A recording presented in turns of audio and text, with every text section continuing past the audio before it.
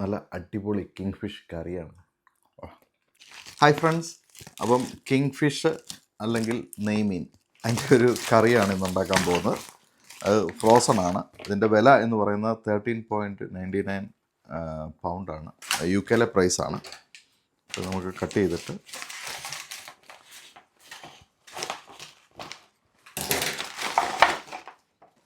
അപ്പോൾ ഏതാണ്ട് ഇത് 1 കിലോയിൽ മുകളിലുണ്ട്.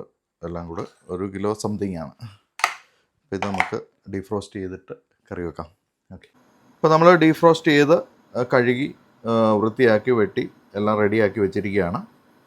സമയം തന്നെ നമ്മളൊരു പാൻ എടുക്കുക. അതിനകത്തോട്ട് നമ്മൾ വെളിച്ചെണ്ണയാണ് ഒഴിച്ചിരിക്കുന്നത്. അതിനകത്തോട്ട് നമ്മൾ കടുക് പൊട്ടിക്കുകയാണ്.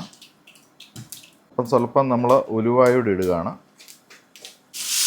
അത് കഴിഞ്ഞ് ഇഞ്ചിയും വെളുത്തുള്ളിയും നമ്മൾ ചതച്ച് വെച്ചിരിക്കുന്നത് നമ്മൾ ഇതിനകത്തോട്ട് ഇടുകയാണ്.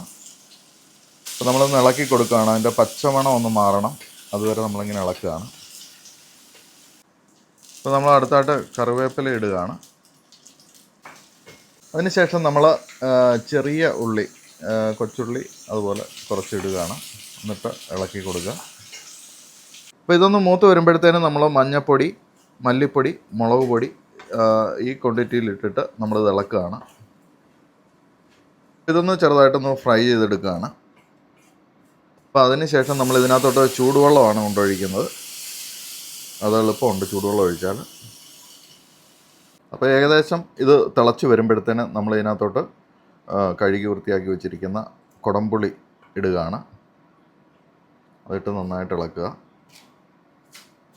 നമ്മൾ ഇതിനിടയ്ക്ക് ആവശ്യത്തിന് ഉപ്പ് ചേർക്കണം.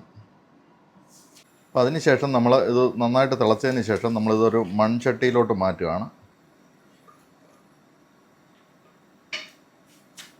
അതോടൊപ്പം നമ്മൾ കഴുകി വൃത്തിയാക്കി വെച്ചിരിക്കുന്ന കിങ് ഫിഷ് നമ്മൾ ഇതിനകത്തോട്ട് ആഡ് ചെയ്യുകയാണ്.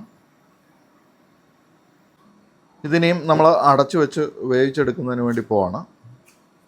അതിനോടൊപ്പം നമ്മൾ മുകളിലായിട്ട് കുറച്ച് കറിവേപ്പിലയോട് ഇടുകയാണ് ഒരു ഫ്ലേവറിന് വേണ്ടി. അപ്പം ഏകദേശം നമ്മുടെ മൺചട്ടിയിൽ നമ്മുടെ മീൻകറി ഇങ്ങനെ റെഡി ആയിക്കൊണ്ടിരിക്കുകയാണ്. ഇപ്പം നല്ലപോലെ റെഡി ആയി കഴിഞ്ഞു. അപ്പോൾ അതിൻ്റെ മുകളിലായിട്ട് നമ്മൾ ഇച്ചിരി പച്ച വെളിച്ചെണ്ണ, ഇവിടെ ഫ്രോസൺ പോലെ ഇരിക്കുന്നു എന്നുള്ളതേ ഉള്ളൂ, അത് ഒരുക്കിക്കോളും. അപ്പോൾ അതോടെ ഇടുന്നതോടുകൂടി കറി ഏകദേശം റെഡി ആയിരിക്കുകയാണ്. അപ്പോൾ ഇത് നമ്മൾ കഴിച്ച് നോക്കാൻ വേണ്ടി പോവാണ്.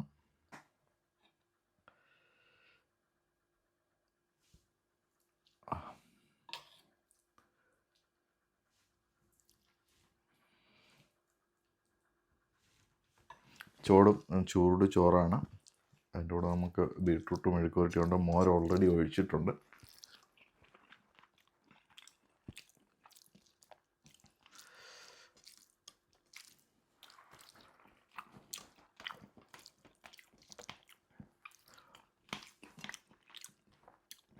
ഇതിപ്പോൾ തന്നെ നല്ല ടേസ്റ്റാണ്.